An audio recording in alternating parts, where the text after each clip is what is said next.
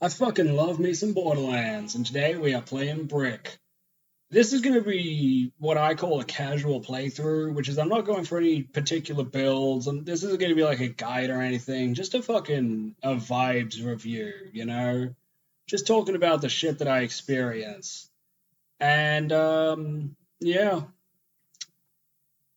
So, Brick is an interesting case to me because he is the most simple, basic, and arguably boring character you can play in the entire series. He doesn't really have any substantial risk reward mechanics. He's not particularly flashy. He is he's brick. You punch, you get you can get a kill skill for more punch damage or one for more fucking gun damage. Brick does not have much going on, if I'm being honest. But I like that. I like that he is very simple, but really good at what he does. He is the charging bull, constantly just flying into a fight, fist first, with enough healing and health to just soak it up. I really like this. I think Brick is probably not my favorite character in Borderlands 1, but he's definitely up there. I'm not. I haven't. I've played this game a bunch before. I just need to clarify. Um, this time, I'm actually going to do something that I've wanted to do for a while, which is I'll be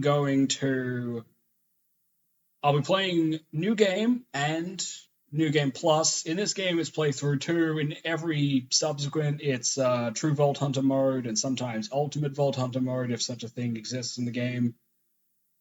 But in this case, it's just playthrough 2. I've never done New Game Plus on this game before.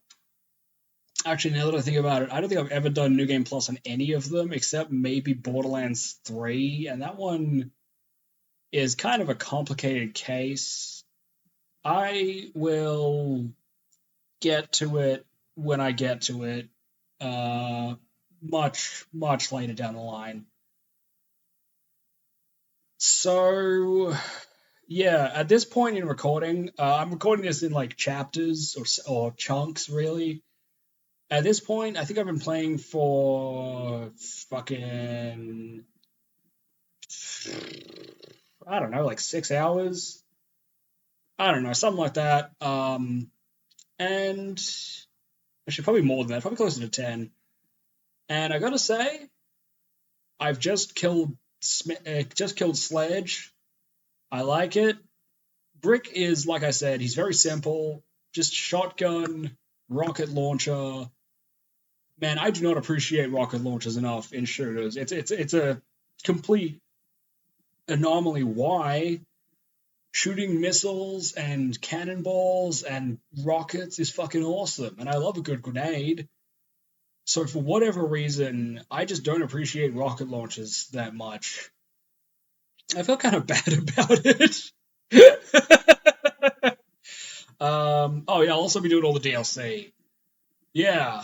But yeah, so far, I've killed Brick. I've killed fucking Sledge. I'm not going to be talking about the story because, well, 2 reasons. I don't want to, and it's Borderlands 1, and no one gives a fuck about the story.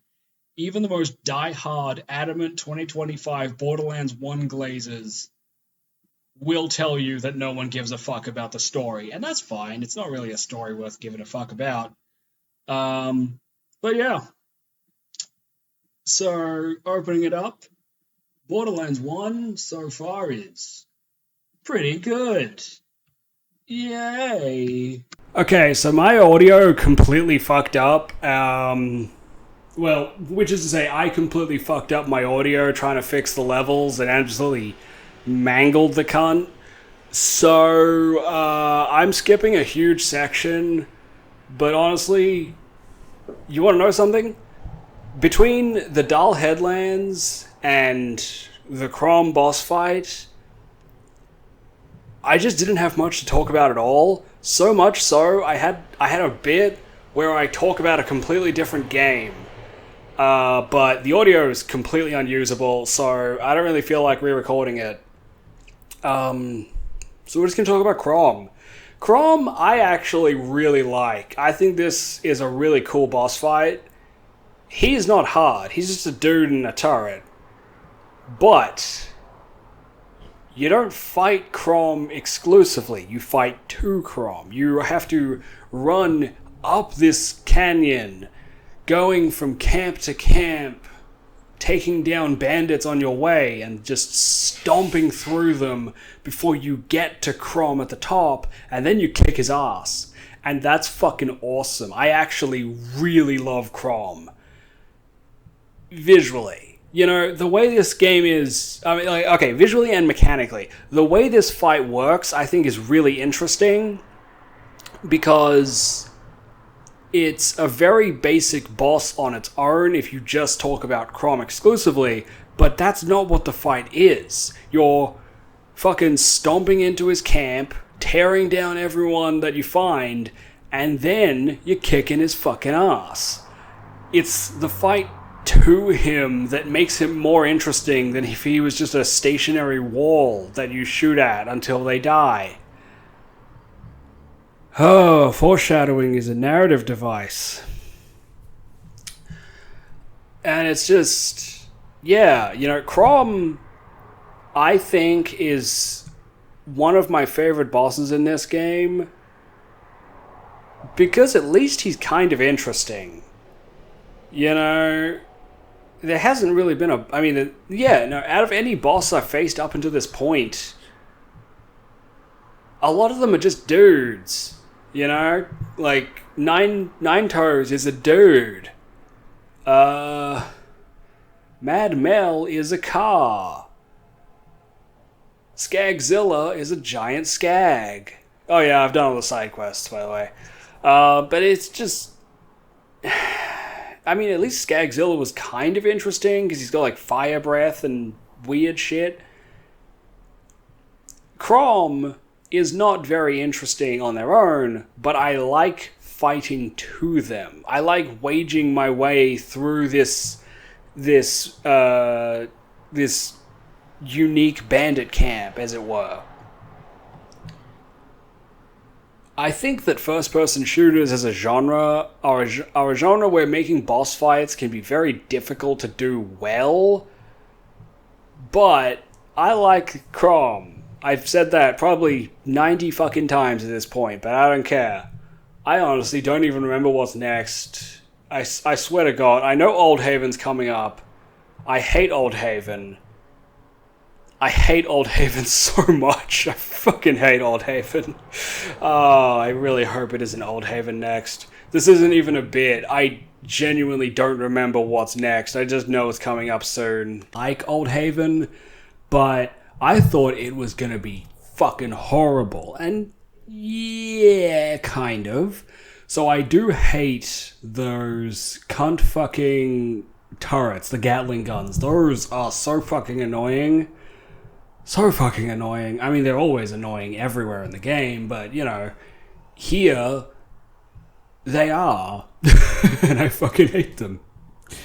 But also, this is the introduction of the Atlas soldiers as an enemy type, and I do think it's good to add a military force to oppose, as opposed to just the various products of incest that we face throughout the game. Otherwise, it's just, man, the Atlas soldiers are fucking annoying. So, interestingly, I didn't even need to come to Old Haven yet. I was here for some side quests. There's a main quest later where I do have to come to Old Haven, but whatever, you know. Yeah, I'm a bitch. Old Haven was whatever. And in the end, yeah, it was a non-issue. I mean, it was annoying, but like, I was expecting it to be way worse. Maybe I'm thinking of the version of it in the Zombie Island of Dr. Ned, which I'll get to later on. Yeah, for anyone that hasn't played that, they reused the whole area. And I'm not going to complain about reused assets. There's a specific point where I'll probably talk about them in greater detail. But I do remember that part of the Zombie Island and Dr. Ned being fucking annoying. But that might just describe the whole DLC, to be honest. So, starting with Old Haven, and then moving on to go fishing in the, it's not the Trash Coast, whatever the fuck it's called, some watery fucking coast. I went fishing, and what better to go fishing with than rocket launchers? Because I kind of had an epiphany, which is I should stop using anything that isn't a rocket launcher because it's Brick's best weapon, and I don't have the skills to make it like boost the explosive damage and get regenerative rockets or whatever. But fuck it, you know, I will have those in time, and in the meantime, I'm just fucking kicking ass, and that's beautiful. I think that's what life is all about. Realizing that, yeah, I'm just gonna go ham on rocket launchers for presumably the rest of the game, including New Game Plus. It's kind of fun. I like rocket launchers. I find I don't use them a lot in games. I have no explanation as to why that is. But, yeah, you know what? I'm actually pretty fucking excited to just start tearing shit up with rocket launchers. So yeah, I went fishing, got the fish, killed the boats. That was side quest stuff. The next big story thing is the Rack Hive, and I don't have a lot to say about the Rack Hive. It looks cool. I do think it looks cool. You technically can see a bunch of them around the game because that's where racks come from, and they're just buried deep underground, and this one you fight. And I mean, you know, it's fine. I found a secret spot where I was able to come back and just be mostly out of danger, and that was nice. I wonder if that'll come back in a later point, in a perhaps final boss. Who can say? It's a big mystery. Yeah, I've never fought Cromorax the Invincible. I fought Son of Cromorax. But this will be the first time, whenever the fuck it happens, that I fight Cromorax the Invincible. I know that there is a secret spot. I don't know where it is that keeps you safe. So that'll be fun. Yeah, so, you know, fought the Rack Hive. It was fine. Went back to Old Haven for some story shit, and I've done all the side quests. And now I'm in a desert that I forget the fucking name of, but it's got that cunt, Baron Flint. Okay, I'm gonna not talk about it here. I'm gonna talk about it in Borderlands 3. Baron Flint, Captain Flint from the second game, and Zane Flint from Borderlands 3, because they are brothers, and I'm going to talk about that in that game. But I can't help but feel how fucking weird it is that they just all have different accents. That's fucking weird. That's not how brothers work. I mean, I guess it could be, but whatever. I've got a desert to drive around in and shoot stuff, because this is Serious Sam, the first encounter, and everything looks the same. Bye. Right, so we make it into the Salt Flats, and there's really just one thing to do here, and it's go and kill fucking Flint. Go kill Baron Flint. And I will say, he is surprisingly eloquent. Well, not really eloquent as such, but like, you know, he tries to be nice and inviting, but still intimidating and evil. He's trying to be charismatic. And if for no other reason than it gives him a unique bit of flavor, sure, I appreciate it. Yeah, the Salt Flat sucks. You shoot some cars, you go into his base, tear your way through all the fucking bandits and whatnot, and get to him. And then I died in some silly ways. And then I killed him. And, oh no, there's no vault key. And Tannis, dumb bitch Tannis, we love Tannis in this house, but she is a dumb bitch. She gets captured by Atlas, and that's annoying. You leave, it's full of fucking Atlas cunts, and we gotta go rescue Tannis by going into the belly of the beast itself, finally breaking into a Atlas facility. And I like this. You know, we're really taking the fight to them, as opposed to just kind of going around doing errands. Because this really is just going around and doing errands. You know, I'm being pretty minimal on this game's story, but that's because this game's story is pretty fucking minimal.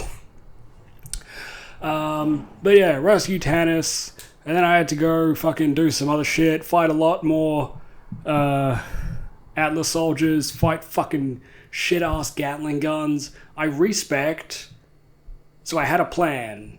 I respect and put pretty much all my points into the blaster skill tree, because yeah, you know, I want to emphasize guns and more specifically explosive damage and rockets, and it was going pretty well. I got Tannis back. I activated some towers. Everyone was happy, and there was one last thing to do. I've got to go open the fucking vault, or witness the vault opening. And I actually love this part. It's this massive run through. There's Atlas troops, there's Guardians, which I don't really have a lot to say about the Guardians in general. They're fine. They are weird and annoying, and their gear isn't very good, but I appreciate that they really tried to make something out there and different.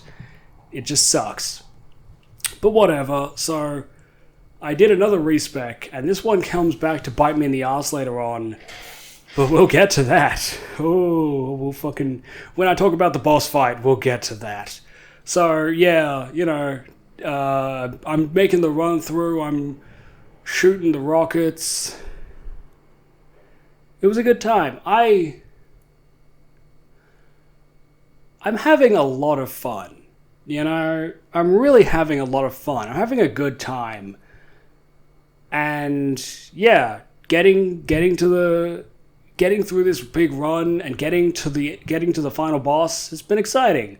So let's talk about the final boss, because it's pretty infamously terrible, or at least mid.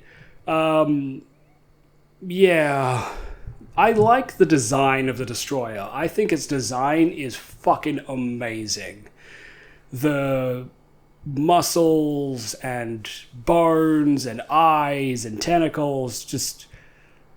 it looks really fantastic. I think that's one thing about the Destroyer that I would assume most people can at least agree on a visual standpoint. It's a really awesome boss.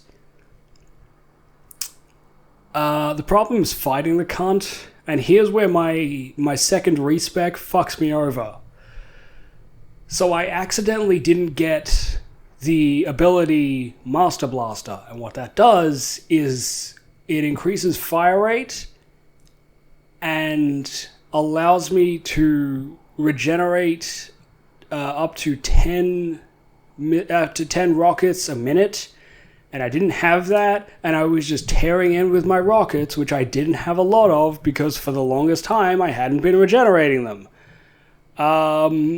And so I was trying out other guns when I realized, and I said, oh fuck. Luckily, there is a teleporter and a respec station in the boss arena, so I was able to respec and get it back, but still, it's a pretty slow to activate ability. I imagine with like a full mount of rockets, this is a non-issue, because, you know, between regular pickups, high amount of rockets, and of course regeneration, it's a non-issue. But decided to go all in on rockets. Well, that proved to be a bit fucking stupid. Luckily, I found something I didn't know existed as such. You can just punch the shit out of it.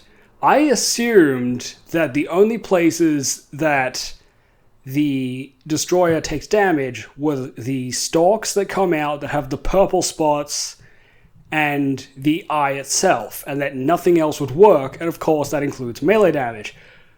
But no, Brick's action skill could hurt it, which meant that yes, I killed the destroyer by punching it in the face repeatedly.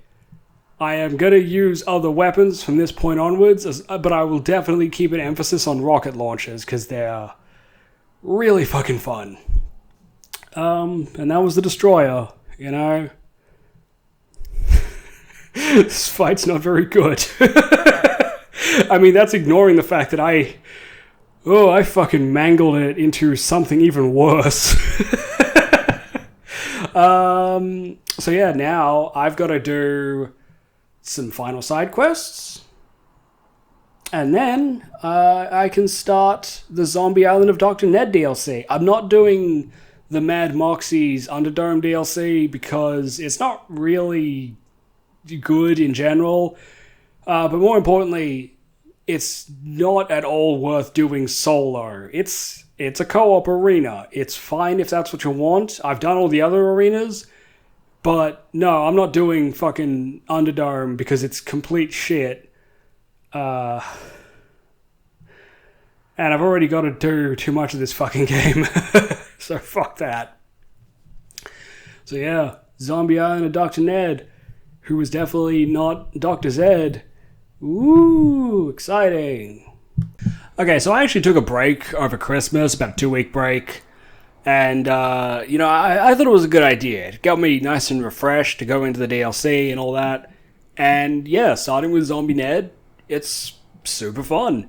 First thing I want to talk about, I am just kind of going to rush through, we'll talk about some highlights, but first things first. Man, this game, this DLC has good vibes. The way everything has this, disgusting greasiness to it... It's unsettling, it's a bit creepy. But in a way that doesn't feel like it's trying to be a complete tonal shift. It still feels lighthearted and goofy, and it's just still fun to shoot the fuck out of stuff, even if... Okay, I'm going to talk about the enemies, and I gotta be fucking honest. The Defilers are these motherfuckers that spit on you, and it slows you down and covers your screen and shit, and it sucks. Did they need to be here?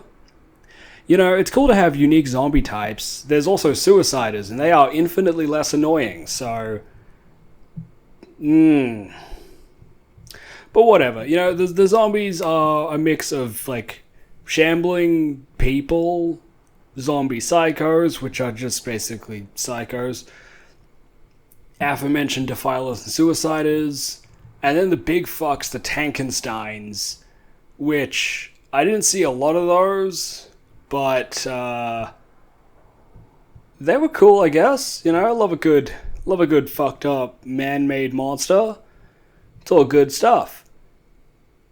But yeah, so back to proper highlights. I love Dr. Ned. He's a funny guy. He actually has some really good dialogue. Towards the end of the DLC, which is not very long. It took me a couple hours, I think. If that. Yeah, probably 5 hours at most. I honestly have no idea. So towards the end of it, Dr. Ned gets so pissy at you. And he's catty, I think is the word. He's just such a whiny fucking bitch of a man. I love him so much. The Wereskag, that was an addition. I do love his macaroni hat. I can't wait to play as Lilith and wear the macaroni hat. Yeah. Oh, Deadhaven. I think I talked about Deadhaven being annoying when I talked about New Haven, and it turns out I was a bitch in the past. I was bitch-made.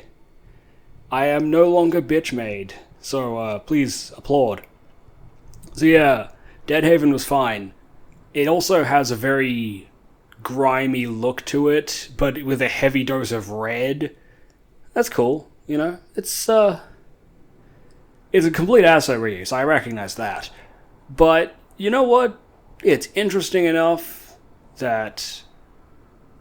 What the fuck am I saying? I don't give a shit about asset reuse. Yeah, it's fine. I enjoyed it enough.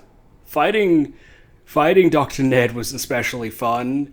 He is one of the silliest antagonists in this game because he's just such a fucking cartoon. He's a two-phase fight. The first phase is this pathetic waste, and then the second phase goes into a credit sequence, and then it shreds the credits away, and he's this big monster, and that's cool, and you fight him in a big pit. I just pelted him with rockets until he died. So, hell yeah, pelting with rockets. I really have nothing else to say. I guess next up is fucking General Knox. Oh, actually, no, one thing. So none of the DLC in Borderlands 1 have fast travel points outside of their initial fast travel point to get to the DLC. For the zombie island of Dr. Ned, everything is really well contained. So it's like you're in the central hub, and then you can just go to different places from there, more or less. I think there might be some more connections beyond that, but like that's the basics of it. And it never feels like travel is a hassle, and there's no vehicles. Anyone that has played General Knox will know full well why I bring this up. I have not played General Knox in years, but here we go. See you on the other side. Fuck me. Right, so the next DLC, the Secret Armory of Secret Army of General Knox. So I played this one over 2 days, and day one, this was a headspace thing, but I was kind of worried it would be the DLC as a whole. No. Day one, I was fucked. Just absolutely fucked. I was having a horrible time. I thought I was going to be just miserable the whole time, and I was worried that this was going to be my experience, not just going forth through this DLC, but into the next one, and into New Game Plus, and all the DLC there. It isn't, thankfully, because day two, I was having a way better fucking time. I don't know why the fuck I was in such a funk before, but whatever. So, okay. There was originally going to be a bit where it's just me talking about how cool this DLC is, how, you know, it's got so many great environments, and it's got like really good firefights and stuff, and really good bosses, and the footage was just going to be me driving, and that's because this DLC is sort of car focused. It has 3 unique vehicles, which is kind of cool. Well, kind of 2.5, because one of those unique vehicles is just one of the... I think it's the only vehicle, actually. Only vehicle, default vehicle in the game, but with a slight modification. But it's still cool. But I'm not doing that, because... Well, I mean, no, fuck that. But there is way too much driving in this DLC. Way too much. It's excessive. You have the central area, T-Bone Junction, and then you have 2 ways out that go in different directions, and that's it. So you're constantly having to go back and forth and back and forth and back and forth, and it is honestly so fucking tedious. But whatever, you know, the downsides are present, but so are the upsides. So, General Knox, I think, is really great because he is so fucking tired. He is a sardonic, very, I would say, like, smolderingly angry, like a deep anger that he's just worn out. He hates the military not because he doesn't like or believe in his duty, but because he's an old man, he's never going to retire unless he kills himself or commits, I guess, treason by just leaving. And he answers to a 5-year-old because that's the position they were granted via nepotism, and he fucking hates it.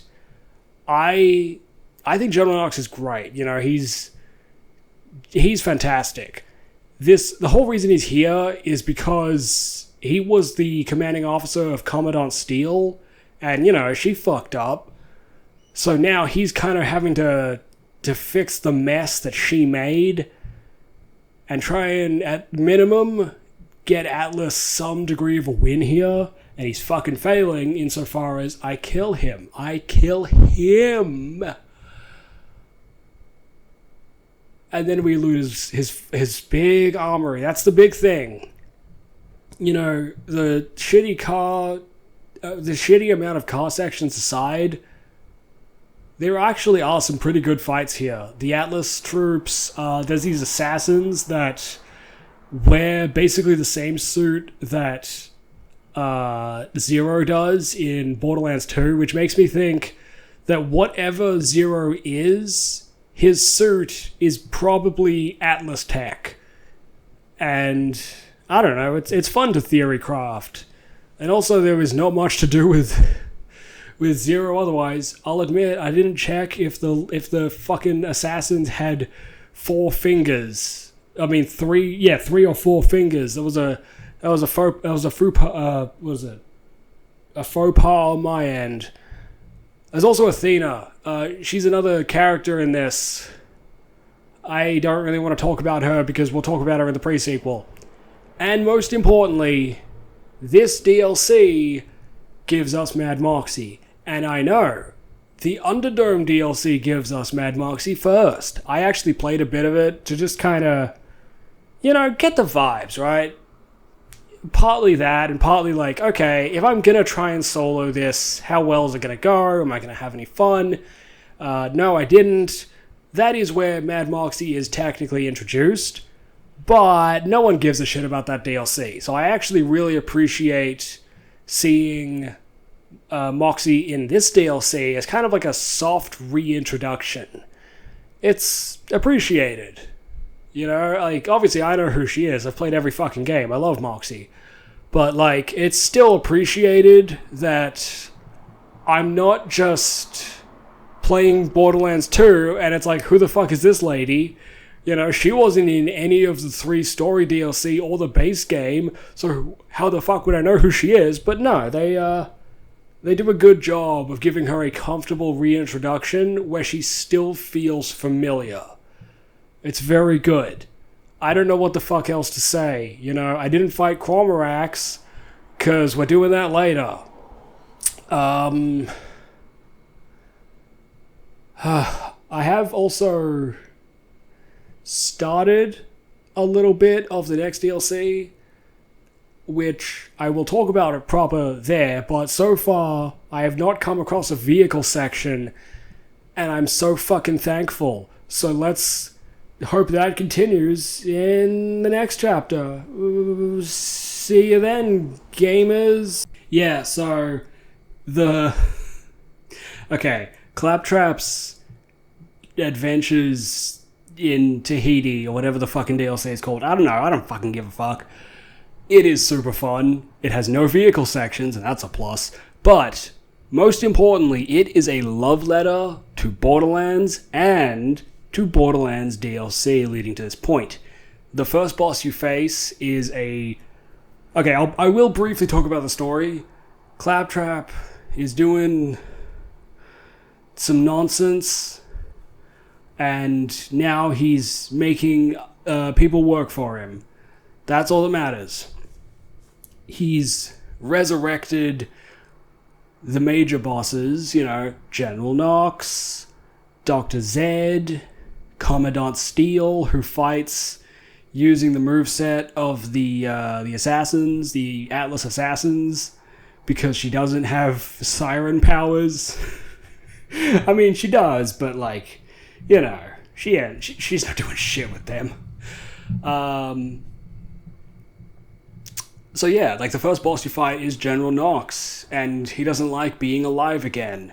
Fair enough, can't blame him. But yeah, so this DLC is actually really fucking fun. I love the reuse of a lot of assets because it's done in celebration. This is a DLC that loves Borderlands. And also, you get to kill lots of claptraps, and there is a certain desirable quality to that. The other major introduction this DLC makes... what am I saying? Whatever. Anyway, yeah, this DLC also introduces the character of Mr. Blake. Atlas, they fucked right off. Hyperion is the future. Everything is Hyperion now. The soldiers you fight, they're mind-controlled Hyperions, like Hyperion infantry. The fucking... Yeah, Mr. Blake. Okay, I think... So when he shows up, his cutscene... I didn't record it, but anyway. His cutscene has him surrounded by fire. And... You know, the way he's designed, he's definitely menacing. It makes me think that they wanted to set Mr. Blake up as the major antagonist of Borderlands 2, and then Handsome Jack ate his lunch, and he only makes like one appearance in a side quest. And that's not a bad thing. You know, it's fine to have a cool character you like, and then have that character just get shoved aside because, hey, we made an even cooler character. I like Mr. Blake enough. He's very serious, but he still tries to be, you know, friendly enough. He's not your friend, he's your employer, but he still wants to make it apparent this is just business, and he's going to be courteous to that degree. Anyway, yeah, so you fight a bunch of... You go to different places to fuck with Claptrap's operations, and everywhere you go is a different reanimated boss. And then at the end, you get a big boss rush. You go through and you fight General Knox again. For the last fucking time. Fucking hell. Then you fight Undead Ned. You fight regular Ned before... but then you fight Undead Ned. It's nice. I like Undead Ned. And then you fight fucking Commandant Steele again. Well, no, actually, this is just the second time you fight her, because she dies the first time. And then she shows up in fucking Shade's shop in Tales from the Borderlands. And that is such a weird Easter egg. How the fuck did Shade get her body? It's whatever. And then, of course, you fight Claptrap. There is a cutscene. I accidentally skipped it in my recording. So, whoops. But yeah, there's a giant fucking Claptrap. And I blew the shit out of it with rocket launchers. And then tore up, what is it, intergalactic space assassin? Something like that. Yeah, anyway, I killed Claptrap real quick. And it happens in the arid Badlands, in the exact place where the game starts. Everything goes full circle. I really like that. It's one of my favorite details. It's so silly, but it makes me smile. It makes me so happy. This DLC is so much fun. One last thing I do want to talk about before getting into... Yeah, so one last thing.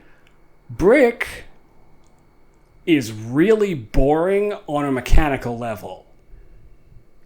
Really, I've devolved into rocket launchers, shotguns, assault rifles, especially if it's explosive. Like, I picked up this fully automatic explosive shotgun, and it is absolutely shredding.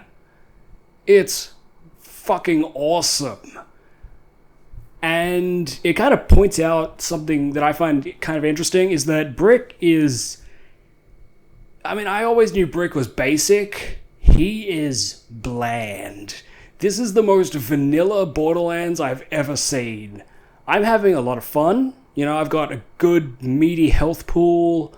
I get to do stupid damage, especially with explosives, and that's fun. Love that. But just... I'm really glad I'm getting Brick out of the way, because he's boring as fuck. You know, like, Mordecai is probably the next least interesting. He's still pretty cool, at least I remember him being. And, you know, same goes for Roland and, of course, Lilith. But I don't think my gameplay is going to get more exciting. Rather just, it's another 20 hours of doing dumb shit. Or however long it takes me to get through New Game Plus. So yeah, see you in New Game Plus. Or I guess after it. Bye. So, New Game Plus ended up being kind of a bummer in the end. For the base game, I just shredded my way through, and that went great. Then I got to the Destroyer, and the Destroyer was a bit tougher. And then I got to the DLC, and I made it through the first two, and they were definitely tough. And the reason for that is because I wasn't properly upgrading my gear. The reason for that is because I am dumb. I was so focused exclusively on explosive weapons that I disregarded non-explosive stuff. And that fucked me over, because I wasn't taking better gear to be able to kill enemies and bosses more effectively, to be able to grind more effectively, to be able to get the better gear I would have needed. And so, ultimately, I did not kill Cormorax the Invincible. I didn't even really start the last DLC. I couldn't. The elites, the badasses and bosses were just mulching me, where I was doing fucking pittance of damage in comparison because my gear was like 10 levels under. I recognize this is fully a personal failing. You know, it's not that the game is just unbalanced, it's that I wasn't playing properly.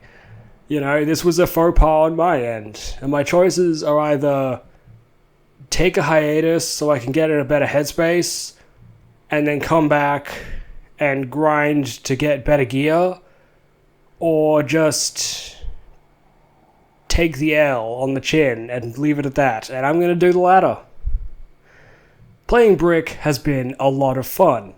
I had a really good time. But also, I fucked up, you know? I recognize it's my failure. And, well, yeah, you know, such is life. Next up, I'm doing Mordecai. I don't know when.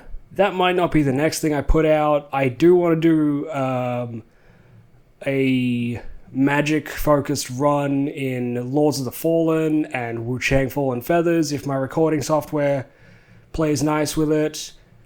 So maybe it'll be one of those. Maybe it will be Mordecai next. Who knows?